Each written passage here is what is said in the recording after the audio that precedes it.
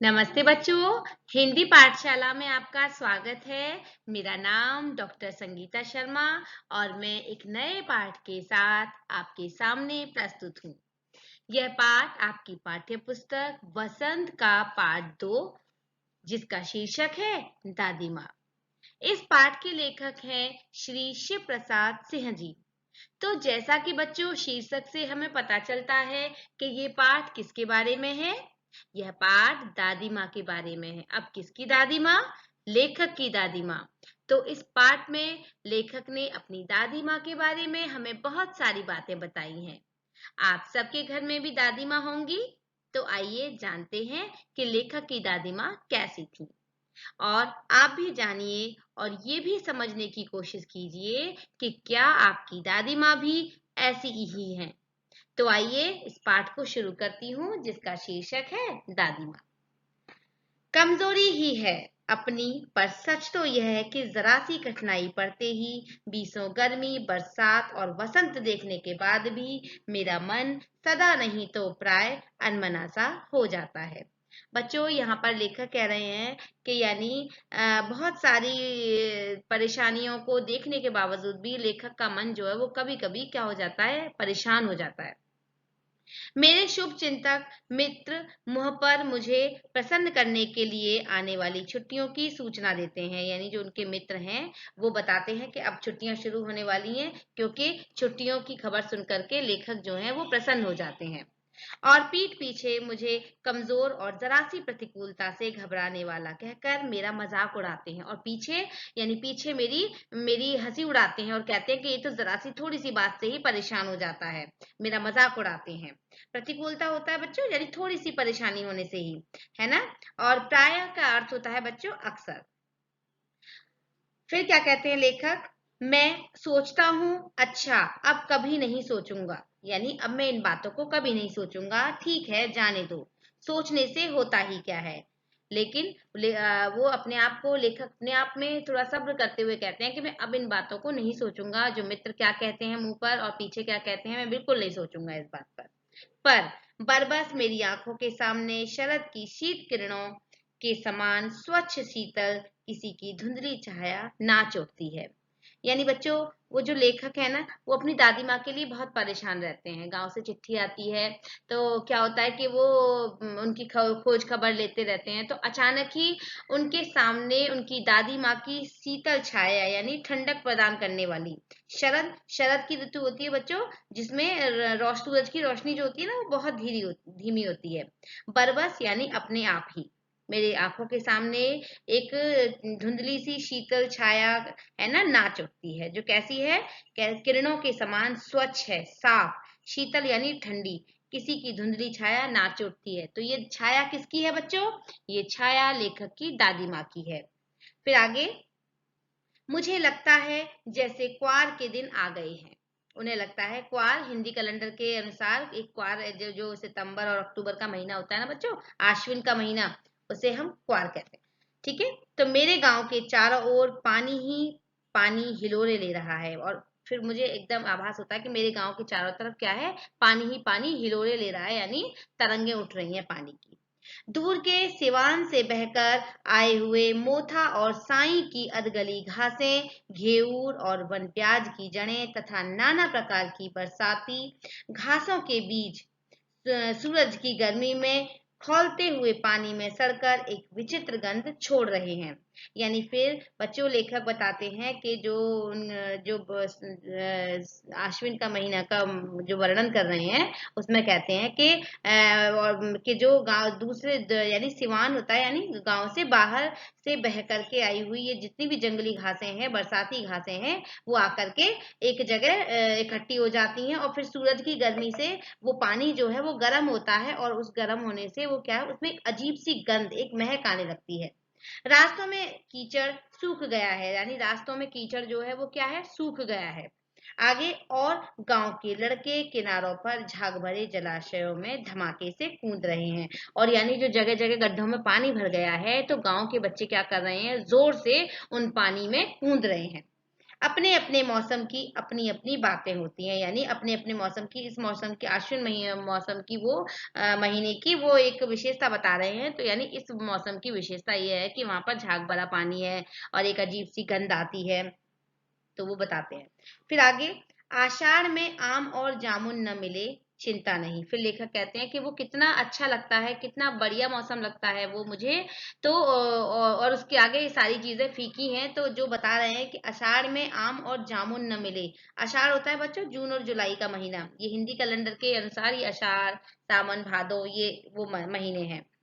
तो आम और जामुन न मिले कोई चिंता नहीं, यानी मुझे आम नहीं उस समय नहीं चाहिए और जामुन न मिले कोई चिंता नहीं, उसका कोई वो नहीं मुझे। अगहन में चिवड़ा और गुड़ न मिले दुख नहीं। और फिर अगहन यानी माघ शीर्ष का महीना होता है ये दिसंबर का, तो वो गुड़ और चिवड़ा न मिले कोई दुख नहीं मुझे। चैत के दिनों में लाई के साथ गुड़ की पट्टी न मिले तब भी मुझे कोई दुख नहीं है। आगे लेखक कहते हैं कि उन्हें गुड़ की पट्टी न मिले कोई अफसोस नहीं, पर क्वार के दिनों में हमें इस गंधपूर्ण झाग भरे जल में कूंदना न मिले, या यानी कूंदना न हो तो बड़ा बुरा मालूम होता। यानी लेखक को वो सारी चीजें न मिले, चिवड़ा न मिले, है ना, लाई और गुड़ की पट्टी न मिले, कोई कोई बात नहीं, लेकिन क्वार के महीने में यदि लेखक को उस झाग भरे पानी में नहाने को न मिले, उसमें कूदने को न मिले, तो उन्हें बहुत बुरा लगता। मैं भीतर ही हुड़क रहा था, यानी हुड़कना यानी बहुत मन कर रहा था मेरा। दो एक दिन ही तो कूद सका, नहा धोकर बीमार हो गया। यानी मैं दो एक दिन ही कूदा उस झाग वाले पानी में, और उसके बाद क्या हुआ, मैं बीमार पड़ गया। हल्की बीमारी न जाने मुझे अच्छी लगती है, थोड़ा थोड़ा ज्वर हो, सर में साधारण दर्द, और खाने के लिए दिन भर नींबू और साबुन। यहाँ पर लेखक कहना चाह रहे हैं कि लेखक को जो बुखार है वो हल्का वाला बुखार अच्छा लगता है, जिसमें ज्वर यानी बच्चों बुखार है ना, उसमें साधारण सा सर में दर्द हो और खाने के लिए नींबू और साबु मिल जाए।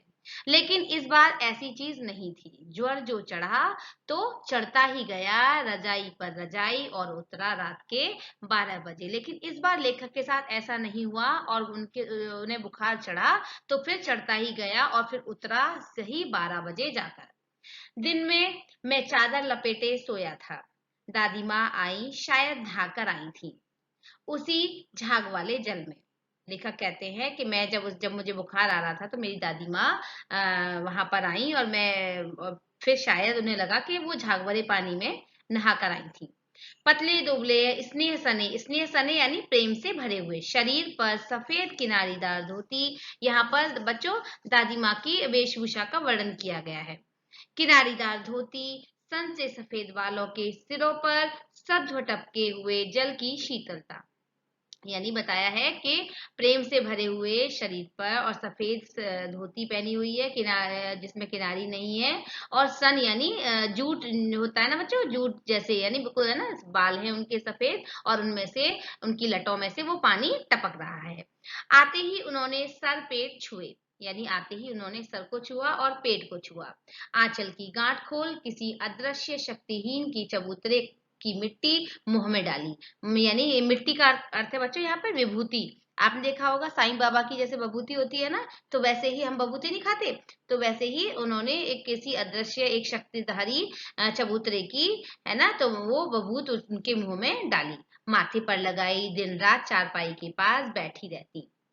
कभी पंखा झलती, कभी जलते हुए हाथ पैर कपड़े से सहलाती। यानी कभी तेज बुखार होने पर वो गीले कपड़े से उनके हाथ पैरों को सहलाती।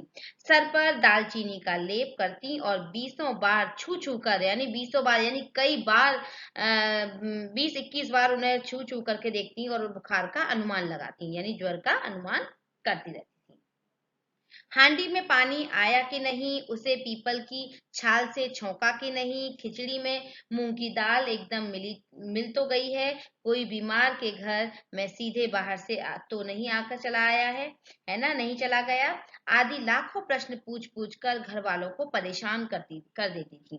यहाँ पर लेखक कहना चाह रहे हैं कि जब कोई घर में बीमार पड़ जाता या मैं ही बीमार पड़ जाता तो वो इतना ध्यान रखती थी कि चारपाई पर बैठी रहती थी और जो है दालचीनी का लेप लगाती, बार बार छू छू कर बुखार का अनुमान करती, हांडी में पानी आया कि नहीं और उसे पीपल के छाल से छौंका कि नहीं, और मूंग की दाल में जो दाल और चावल वो आपस में मिल गए हैं ना, कहीं ऐसा तो नहीं खड़े रह जाएं तो कच्चे रह जाएं तो जिससे कि मरीज के पेट में दर्द हो जाए, है ना। तो इस तरह से लाखों सवाल प्रश्न यानी सवाल पूछ पूछ करके वो घर वालों को परेशान कर देती।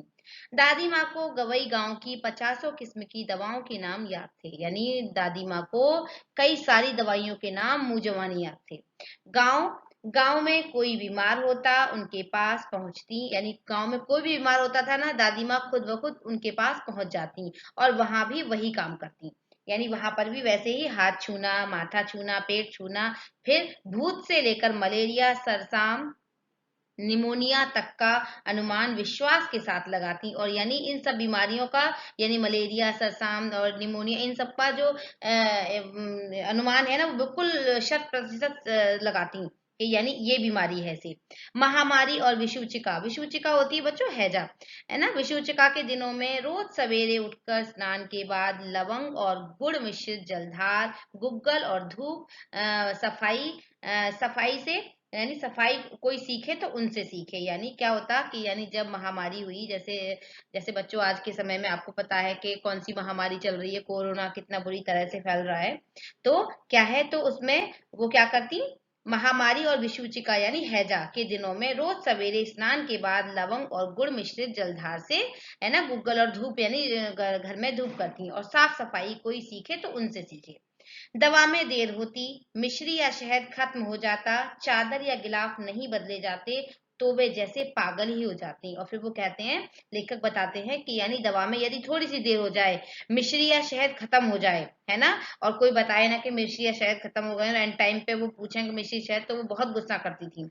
चादर या गिलाफ नहीं बदले जाते, यानी मरीज जो होता है, मरीज के जो बेडशीट वगैरह ना रोज बदलने होते हैं, है ना, साफ सफाई का बहुत ध्यान रखती थी वो, तो वो बिल्कुल पागल सी हो जाती थी। बुखार तो मुझे अब भी आता है, यानी लेखक कह रहे हैं कि बुखार तो मुझे अब भी आता है, नौकर पानी दे जाता है, मैस महाराज अपने मन से पकाकर खिचड़ी या साबू, डॉक्टर साहब आकर नाड़ी देख जाते हैं और कुनैन मिक्सर की शीशी की तिताई यानी तीखापन से डरकर बुखार भाग भी जाता है। पर न जाने क्यों ऐसे बुखार को बुलाने का मेरा जी नहीं होता। यानी यहाँ पे लेखक कह रहे हैं कि जब दादी माँ थी तो उस समय बुखार अच्छा लगता था, क्योंकि दादी माँ के साथ एक अपनापन होता है ना बच्चों। और जब वो लेखक बड़े हो गए और दादी माँ से दूर हो गए तो क्या है कि अब क्या है, दवाई तो डॉक्टर अभी दे जाते हैं, खिचड़ी और साबुन अभी मिल जाता है, लेकिन वो बात नहीं है जो दादी माँ के समय पे हुआ करती थी। आगे लेखक बताते हैं कि किशन भैया की शादी ठीक हुई, दादी माँ के उत्साह और आनंद का क्या कहना। यानी लेखक कहते हैं कि दादी माँ बहुत खुश थी किशन भैया की शादी पर और वो बहुत प्रसन्न थी। दिन भर गायब रहती, सारा घर जैसे उन्होंने सर पर उठा लिया हो। पड़ोसिनें आती, बहुत बुलाने पर दादी माँ आती, यानी जो भी दादी माँ उन्हें बुलाती और कई बार बुलाने पर दादी माँ को, तब जाकर के दादी माँ बहुत बुलाने पर आती।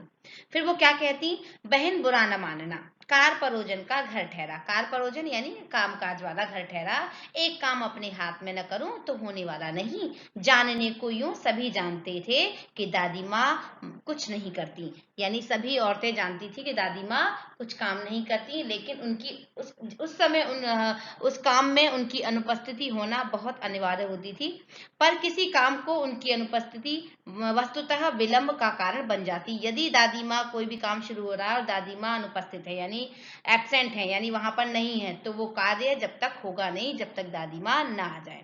उन्हीं दिनों की बात है, एक दिन दोपहर को मैं घर लौटा, यानी एक दिन की बात है कि मैं दोपहर को जब घर लौटा, बाहरी निकसार में दादी माँ किसी पर बिगड़ रही थी। निकसार होता है बच्चों जो रास्ता, मेन गेट निकलने वाला रास्ता, उसे कहते हैं निकसार। देखा, पास के कोने में दुबकी रामी की चाची खड़ी है और फिर उनसे क्या कह रही हैं, सो न होगा धन्नो, रुपए मैं सूद के आज ही दे दे। सूद होता है बच्चों ब्याज, तेरी आंख में शर्म नहीं है, यानी तेरी आंख में तो शर्म है नहीं, मांगने के समय कैसी आई थी, पैरों पर नाक रगड़ती फिरी थी। नाक रगड़ना बच्चों एक मुहावरा है। किसी ने एक पाई भी न दी थी, अब लगी है आजकल करके फसल में दे दूंगी, फसल में दूंगी। अब क्या तेरी खातिर दूसरी फसल कटेगी। यानी बच्चों यहाँ पर बता रहे हैं लेखक कि एक बार मैं दोपहर में जब लौट रहा था घर घर पे, तो मैंने देखा कि रामी की चाची खड़ी हुई है और दादी माँ जो है वो दरवाजे पर खड़ी हुई है। तो और जो है उनसे वो क्या कह रही है कि पैसे का कुछ लेन देन है और वो उन्हें कुछ बातें सुना रही हैं। आगे दादी माँ कहती हैं कि अब क्या तेरी खातिर दूसरी फसल कटेगी। फिर रामी की चाची क्या कहती हैं, दूंगी मालकिन। रामी की चाची रोती हुई दोनों हाथों से आंचल पकड़ के दादी माँ के पैरों की ओर झुकी।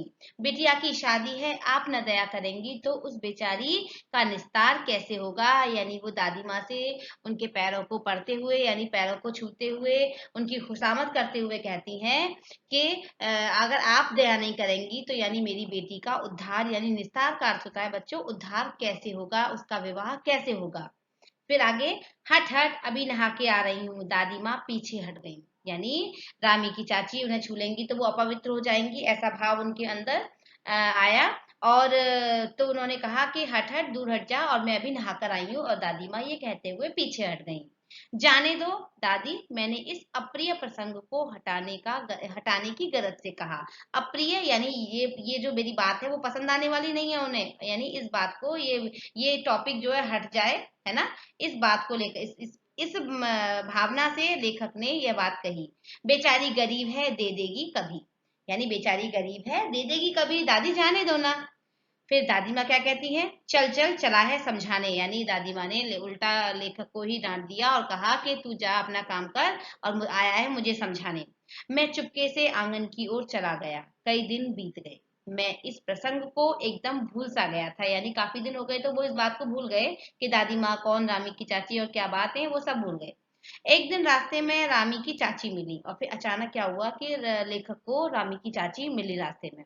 वह दादी माँ को पूतो फलो दूधो नहाओ का आशीर्वाद दे रही थी। पूतो फलो दूधो नहाओ का आशीर्वाद यानी बच्चों कहते हैं ना कि तुम्हारे बहुत सारे पुत्र हों और तुम खुशियां तुम्हारे घर में खूब आए, और इस तरह का वो आशीर्वाद उन्होंने वो रामी की चाची दादी माँ को दे रही थी। मैंने पूछा क्या बात है धन्नो चाची। तो उसने विह्वल होकर कहा, यानी बेचैन होकर कहा, उऋण हो गई बेटा, भगवान भला करे हमारी मालकिन का। उऋण, उऋण का अर्थ होता है बच्चों ऋण से मैं मुक्त हो गई, यानी जो कर्ज था मैं उससे मुक्त हो गई, यानी मैंने वो सब उससे मुक्ति पाली। भगवान भला करे मालकिन का। कल ही आई थी, यानी दादी माँ जो है वो रानी की चाची के पास आई थी। यहाँ कहने का भाव ये है, पीछे का सभी रुपया छोड़ दिया, यानी जो भी ब्याज और जो भी कुछ था वो सब पैसा उन्होंने छोड़ दिया, माफ कर दिया। ऊपर से 10 रुपए का नोट देकर बोली, देखना धन्नो, जैसी तेरी बेटी वैसी मेरी मेरी बेटी, है ना। 10 रुपये, 10 5 के लिए जग हसाई न हो, यानी 10 5 के लिए हसाई न हो, देवता है बेटा देवता। यानी फिर वो लेखक को बताती हैं कि रामी की चाची के दादी माँ घर पर आई थी और उन्होंने सारा पैसा माफ कर दिया और मुझे 10 का नोट और दिया और कहा कि कोई मतलब ऊंच नीच ना हो जाए, सब कुछ सही से निबट जाए, और जैसी तेरी बेटी वैसी मेरी बेटी। और उसको बात को कहते हुए फिर वो रामी की चाची उनको क्या कहती है कि यानी वो एक देवी का रूप है। उस रोज तो बहुत डांट रही थी। मैंने पूछा, यानी लेखक ने पूछा, भाई उस दिन तो बहुत डांट रही थी। तो लेखक ने पूछा, वह तो बड़े लोगों का काम है बाबू, रुपया देकर भी न डांटे तो क्या लाभ। फिर वो कहती है रामी की चाची कि ये तो बड़े लोगों का काम है, रुपया देकर भी अगर वो नहीं डांटेंगी तो फिर उससे उसका क्या फायदा। मैं मन ही मन इस तर्क पर हंसता हुआ आगे बढ़ गया। तर्क यानी जो ये इस बात पर मैं ये सोच करके और अब मैं आगे बढ़ गया। किशन के विवाह के दिनों की बात है। विवाह के 4 5 रोज पहले से ही औरतें रात भर गीत गाती गाती हैं। यानी बच्चों यहाँ पर कहना चाह रहे हैं लेखक कि यानी किशन भैया की शादी उस वक्त की बात है जब, तो शादी के समय क्या था कि 4 5 दिन पहले रोज पे ना, 4 5 दिन पहले ही गांव की औरतें यानी आस पड़ोस वाली आकर के रात में गीत गाती हैं। विवाह की रात को अभिनय भी होता है, और यानी जिस दिन शादी होती है उस दिन औरतें, आस पड़ोस की औरतें अभिनय करती हैं, नाटक करती हैं। यह प्रायः एक ही कथा का हुआ करता है, यानी एक ही कथा होती है इसमें, और वो कौन सी कथा है? उसमें विवाह से लेकर पुत्रोत्पत्ति तक के सभी दृश्य दिखाए जाते हैं। यानी उसमें क्या होता है उस कथा में, कि विवाह से लेकर के और जब तक पुत्र उत्पन्न हो जाए तब तक के दृश्य दिखाए जाते हैं। सभी पाठ औरतें ही करती हैं, यानी जो सारे किरदार जो है वो औरतें ही निभाती हैं। मैं बीमार होने के कारण बारात में न जा सका, यानी जब लेखक बीमार पड़ गए झाग भरे पानी में, तो क्या है कि वो जब उस समय बीमार पड़ गए तो लेखक जो है वो बारात में नहीं जा सके। मेरा ममेरा भाई, यानी ममेरा यानी मामा का बेटा, है ना, तो मेरा भाई दालान में, दालान यानी होता है बच्चों आंगन, आंगन में सो रहा था, है ना। यानी मेरा भाई राघव दालान में सो रहा था, वह भी बारात में देर से पहुंचा था, तो इसीलिए वो वहां पे न जा सका, बारात में नहीं पहुंच पाया। औरतों ने औरतों ने उस पर आपत्ति की, यानी जब वो आंगन में सो रहे थे तो औरतों ने वहां की जो जो नाटक कर रही थी, अभिनय कर रही थी, विवाह से लेकर पुत्रोत्पत्ति तक का जो अभिनय कर रही थी बच्चों, तो उन्होंने आपत्ति की कि यहाँ पर कोई भी व्यक्ति या कोई लड़का यहाँ पर नहीं होगा जब हम अभिनय करेंगे। फिर आगे, दादी माँ बिगड़ी, यानी दादी माँ ने गुस्सा किया। लड़के से क्या पर्दा, लड़के और ब्रह्मा का मन तो एक जैसा होता है, यानी ईश्वर में और लड़कों में, यानी ब्रह्मा जी में और लड़कों में कोई फर्क नहीं है। तो इसीलिए वो उन औरतों पर जो आपत्ति जता रही थी उन पर वो बिगड़ी। फिर आगे लेखक कहते हैं, मुझे भी एक चारपाई पर चादर उड़ाकर दादी माँ ने चुपके से सुला दिया। बड़ी हंसी आ रही थी, सोचा कहीं जोर से हंस दूं भेद खुल जाए तो निकाल बाहर कर दिया जाऊंगा, पर भाभी की बात पर हंसी रुक न सकी और भंडाफोड़ हो गया। यानी यहाँ पर क्या है कि लेखक जो हैं वो क्या कहना चाह रहे हैं कि दादी माँ ने मुझे चुपचाप से वहीं पर सुला दिया जहां पर वो औरतें अभिनय कर रही थी विवाह की रात, है ना। लेकिन उन औरतों के बीच जो संवाद हो रहे थे उस बात को, कोई एक किस्सा को लेकर लेखक को वो अपनी हंसी नहीं रोक पाए, और उन उन औरतों को पता चल गया कि यहाँ पर कोई सो रहा है, यानी बात खुल गई, भंडाफोड़ हो गया। देबू की माँ ने चादर खींच ली, कहो दादी यह कौन बच्चा सोया है, बेचारा रोता है, शायद दूध पिला दूं। हाथापाई शुरू हुई, दादी माँ बिगड़ी, कहने लगी ये मतलब लड़के से क्यों लगती है।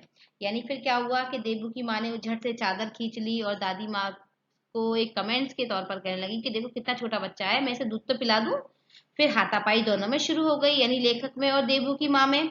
और फिर दादी माँ इस बात पर बिगड़ने लगी, यानी गुस्सा करने लगी और कहने लगी कि लड़के से क्यों लगती है, यानी लड़के के मुंह क्यों लगती है। सुबह रास्ते में देबू की माँ मिली, यानी लेखक को दूसरे दिन देबू की माँ रास्ते में मिली। फिर वो क्या कहती हैं देबू की माँ, कल वाला बच्चा भाभी, यानी हंसी मजाक में वो कह रही है कल वाला बच्चा। मैं वहां से जोर से भागा और दादी माँ के पास जाकर खड़ा हुआ। वस्तुतः किसी प्रकार का अपराध हो जाने पर हम दादी माँ की छाया में खड़े हो जाते हैं, अभयदान मिल जाता है। यानी जब उन्होंने कहा कि कितना छोटा बच्चा, मतलब ये यही बच्चा था, ये बहुत छोटा बच्चा है, तो इस बात को सुन करके देबू देबू की माँ की बात सुन करके वो इस बात से एकदम लेखक जो है भागे, और वो कहाँ जाके रुके, अपनी दादी माँ के आंचल के पास, है ना। और वहां पर वो एकदम निडर हो गए। स्नेह और ममता की मूर्ति दादी माँ की एक एक बात आज कैसी मालूम होती है, कैसी कैसी मालूम होती है, यानी दादी माँ की एक एक बात कैसी याद आती है लेखक को। परिस्थितियों का वात्या चक्र जीवन को सूखे पत्ते सा कैसा नचाता है। वात्या चक्र होता है बच्चों जीव घटनाक्रम, जीवन का जो जो घटनाएं होती हैं छोटी बड़ी, वो जीवन को किस तरह से प्रभावित करती हैं। इसे दादी माँ खूब जानती थी, इसलिए जानती थी बच्चों क्योंकि उन्हें जीवन का अनुभव था। दादा की मृत्यु के बाद से ही वे बहुत उदास रहने लगी थी, यानी दादाजी की जब मृत्यु हो गई तो उसके बाद दादी माँ बहुत उदास रहने लगी, दुखी रहने लगी। संसार उन्हें धोखे की टट्टी मालूम होता। धोखे की टट्टी से यहाँ तात्पर्य बच्चों यानी छलावा, छल से भरा हुआ। दादाजी उन्हें स्वयं जो धोखा दे करके चले गए, आगे वे सदा उन्हें आगे भेजकर अपने पीछे जाने की झूठी बात कहा करते थे, यानी उन्हें हमेशा दादाजी कहते थे कि मैं पहले नहीं जाऊंगा, पहले तुम जाओगी और उसके बाद मैं मरूंगा, है ना। लेकिन दादाजी ने क्या कर दिया, दादाजी पहले चले गए और दादी को वहां छोड़ गए। दादी दादा की मृत्यु के बाद कुकुरमुत्ते की तरह बढ़ने वाले मुंह में राम बगल में छुरी वाले दोस्त की शुभ चिंता ने स्थिति और भी डामाडोल कर दी थी। यानी उन जो दोस्त थे वो कैसे थे, जो कुकुरमुत्ते की तरह से, है ना, जो मुंह में राम है और बगल में छुरी, यानी एक ये मुहावरा है बच्चों, कि लोकोक्ति है ये एक, कि यानी मुंह में राम, यानी सामने तो तुम भले बनो और पीछे तुम उसकी बुराई करो, तो वो होते हैं मुंह में राम और बगल में छुरी। ये लोकोक्ति है बच्चों। फिर क्या है, यानी उनकी शुभ चिंता और बढ़ा दी थी, यानी उनकी जो डावाडोल कर दी थी, यानी उस स्थिति को और ज्यादा खराब कर दिया था। दादा के श्राद्ध में दादी माँ ने, यानी क्या है बच्चों कि दादा के श्राद्ध में दादी माँ के मना करने पर भी, यानी दादी माँ ने मना किया कि श्राद्ध में इतने पैसे मत लगाओ, है ना, जितने तुम्हारे पास हैं उतने लगाओ, है ना, कर्ज लेने की आवश्यकता नहीं है। तो यानी पिताजी ने जो अतुल संपत्ति व्यय की, पर वह यानी वह घर की तो थी नहीं। यानी दादी माँ ने मना किया कि तुम ये बाहर से पैसे मत लो, है ना, क्योंकि वो उनकी तो थी नहीं, यानी कर्ज लेके बाहर से उन्होंने श्राद्ध में पैसा लगाया। तो दादी माँ ने उन्हें पहले ही समझाया था कि मत करो इस तरह से, लेकिन उनके बेटे ने नहीं सुनी। दादी माँ अक्सर उदास रहती। अब क्या है कि जब दादी माँ क्यों उदास रहती थी, यानी जिनसे दोस्तों से पैसा लिया है आज वो पैसा मांग रहे हैं कि हमारा पैसा दो। आगे माघ के दिन थे, यानी माघ होता है बच्चों जाड़े, या जनवरी का समय था, कड़ाके का जाड़ा पड़ रहा था, पछुआ का सन्नाटा और पाले की शीत हड्डियों में घुसी जाती थी, यानी घुसी पड़ती थी। यानी जनवरी के महीने में कितनी ठंडक होती है ना, तो वो समय था। शाम को मैंने देखा दादी माँ गीली धोती पहने कोने वाले घर में एक संदूक पर दिया जलाए हाथ जोड़कर बैठी है। और यानी लेखक ने उस समय देखा कि दादी माँ की धोती गीली है और वो कोने वाले कमरे में दीपक को जलाए उसके सामने बैठी हुई है। उनके उनकी स्नेह कातर आंखों में, स्नेह कातर होता है बच्चों, यानी प्रसन्न, यानी कहते हैं स्नेह यानी प्रेम से, है ना, अधीर आंखों में आंसू कभी नहीं देखे थे। यानी मैंने हमेशा उनकी आंखों में प्रसन्नता देखी थी, खुशी देखी थी, है ना, प्यार देखा था। मैंने कभी उनकी आंखों में आंसू नहीं देखे थे। मैं बहुत देर तक मन मारे उनके पास बैठा रहा। उन्होंने आंखें खोली, दादी माँ, मैंने धीरे से कहा, यानी और मैं मन मारे यानी मेरा मन नहीं माना, मतलब मन को मैंने अपने आप को कैसे कंट्रोल करके वहां मैं बैठा रहा, और उन पर उन्होंने आंखें नहीं खोली। दादी माँ, मैंने धीरे से कहा, यानी उन्होंने धीरे से कहा कि दादी माँ। फिर दादी माँ ने फिर आंखें खोली, क्या है रे तू यहाँ क्यों बैठा है, यानी उन्होंने कहा कि तू यहाँ क्यों बैठा है। दादी माँ, एक बात पूछूं, बताओगी ना। तो लेखक कह रहे हैं कि मुझे, मैं आपसे यदि एक बात पूछूं तो मुझे बताओगी ना। मैंने उनकी स्नेहपूर्ण आंखों की ओर देखा, यानी उनकी आंखों की ओर देखते हुए लेखक ने तुरंत पूछा कि दादी माँ, क्या मैं आपसे एक बात पूछूं, आप बताओगी ना। आगे जब लेखक ने उनसे प्रेम पूर्वक पूछा, स्नेहपूर्ण आंखों की ओर देखते हुए दादी माँ से कहा कि मैं एक बात पूछूं तो आप बताओगी ना। दादी माँ कहती हैं, क्या है, पूछ। तुम रोती थी, यानी लेखक ने पूछा कि तुम रो रही थी। दादी माँ मुस्कुराई। दादी माँ ने वही तभी मुस्कुरा दी, पागल, तूने अभी खाना भी नहीं खाया ना, चल चल धोती तो बदल लो। यानी फिर जो दादी माँ थी लेखक से बोली कि तूने अभी खाना भी नहीं खाया है। और जैसे ही उन्होंने प्रश्न किया कि आप रो रही थी, तो वो मुस्कुरा दी दादी, है ना, उन्होंने अपने दुख का एहसास बिल्कुल भी अपने पोते को नहीं कराया, है ना। और फिर तुरंत क्या बोली कि चल चल तू खाना खा ले, तूने खाना भी नहीं खाया। फिर लेखक कहते हैं, धोती तो बदल लो दादी माँ, मैंने कहा। मुझे सर्दी गर्मी नहीं लगती बेटा। वे मुझे खींचती हुई रसोई में ले गई, यानी मुझे सर्दी गर्मी का एहसास नहीं होता बेटा, वो मुझे हाथ पकड़ के रसोई की ओर खींचती हुई ले गई। सुबह मैंने देखा चारपाई पर बैठे पिताजी और किशन भैया मन मारे कुछ सोच रहे हैं। और सुबह के समय मैंने देखा कि जो सुबह मतलब यानी किशन भैया और पिताजी जो है मेरे पापा, वो कुछ सोच रहे हैं। दूसरा चारा ही क्या है, और क्या कह रहे हैं, कोई दूसरा चारा यानी कोई और उपाय नहीं है। चारा का अर्थ होता है बच्चों उपाय। बाबू बोले, रुपया कोई देता नहीं, यानी देखो अब क्या है, कर्जदार जो श्राद्ध में, जो दादाजी के श्राद्ध में जो पैसा खर्च किया, तो वो पैसा मांगने लगे उनके मित्र, है ना। तो क्या है कि अब वो उसको चुकाने के लिए कोई पैसा दे ही नहीं रहा उन्हें, है ना। कितने के तो अभी पिछले भी बाकी हैं, यानी कितने लोगों के तो पिछले भी बाकी हैं। वे यह बात कहकर वे रोने रोने से हो गए, यानी रुआंसा से हो गए, उनकी आंखों में आंसू आ गए। रोता क्यों है रे, दादी माँ ने उनका माथा सहलाते हुए कहा, यानी दादी माँ ने प्रेम पूर्वक कहा कि यानी तू रोता क्यों है। माथे को सहलाया फिर उन्होंने। मैं तो अभी हूं ही, यानी मैं तो अभी हूं ही ना, तुम मेरे होते हुए रोगे नहीं। उन्होंने संदूक खोलकर एक चमकती सी चीज निकाली। उन्होंने एक अपना संदूक खोला और एक चमकीली सी चीज निकाल कर लाई। तेरे दादा ने यह कंगन मुझे इसी दिन के लिए पहनाया था, उनका गला भराया। यानी दादी माँ ने वो कंगन निकालते हुए देते हुए कहा कि तेरे दादाजी ने पहनाया था और शायद मुझे इसी दिन के लिए पहनाया था कि मैं यानी इसे कर्ज के रूप में चुकाऊंगी, किसी को दूंगी, कर्ज के पैसों को भरने के लिए। और इस बात को कहकर उनका जो गला है वो भर आया, यानी वो रोने लगी। मैंने इसे पहना नहीं, इसे सहेज कर रखती आई हूँ, यानी सहेज कर यानी संभाल कर मैं इसे रखती आई हूँ। यह उनके वंश की निशानी है, यानी यह उनके वंश की यानी दादाजी के वंश की जो है वो ये निशानी है, ये लास्ट निशानी है। उन्होंने आंसू पोंछकर कहा, पुराने लोग आगा पीछा सब सोच लेते थे बेटा। यानी उन्होंने अपने बच्चे को समझाते हुए, बेटे को समझाते हुए कहा कि जो पुराने बड़े बूढ़े थे ना, वो आगे और पीछे का सोच के चलते थे, यानी आगे के लिए बचा के चलते थे और पीछे का भी सब कुछ सोच के विचार के चलते थे। ये नहीं कि आज है और उड़ा दो, है ना। तो दादी माँ का कहना यहाँ पर ये है। और फिर आगे लेखक कहते हैं कि सचमुच मुझे दादी शाप भ्रष्ट देवी सी लगी, यानी लेखक का मानना था कि वो जो मेरी जो दादी थी वो कैसी थी, यानी वेदना से भरी हुई, है ना।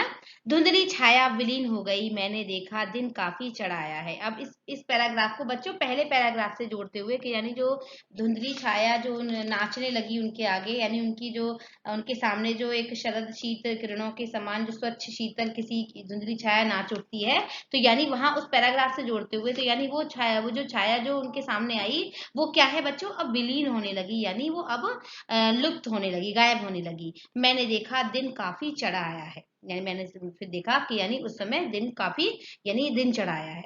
पास के लंबे खजूर के पेड़ से उठकर एक कौआ अपनी घिनौनी पांखें यानी काली पांखें फैलाकर मेरी खिड़की पर बैठ गया। हाथ में अब भी किशन भैया का पत्र कांप रहा है, यानी किशन भैया को एक पत्र मिला और उसमें क्या है, हाथ कांप रहे हैं हाथ उसमें किशन भैया के, क्यों कि उनकी दादी माँ इस दुनिया में अब नहीं रही। वो जो ये पत्र मिला ना, तो उस पत्र को पढ़ करके उनके हाथ अब कांपने लगे। काली चींटियों सी कतारें धूमिल हो गई, यानी आंखों में आंसू आ गए और आंखों में आंसू आने से वो लाइन जो है वो धुंधली सी ऐसी दिख रही जैसे चींटियों की कतारें बनी हुई हैं, है ना। तो वो धूमिल हो गई, आंखों पर विश्वास नहीं होता, यानी लेखक को विश्वास नहीं हो रहा कि मन यानी, और ये मन बार बार कैसे कि पूछ बैठता है, यानी मन अपने अपने मन से ही पूछता है, मन बार बार अपने से ही पूछता है, पूछ बैठता है, क्या सचमुच दादी माँ अब इस दुनिया में नहीं रही। यानी लेखक का मन विश्वास ही नहीं कर रहा है और वो अपने मन से बार बार पूछ रहा है कि क्या सचमुच दादी माँ नहीं रही। तो बच्चों मुझे विश्वास है कि आपको ये पाठ बहुत अच्छा लगा होगा और आपको समझ में भी आया होगा। इसी के साथ धन्यवाद।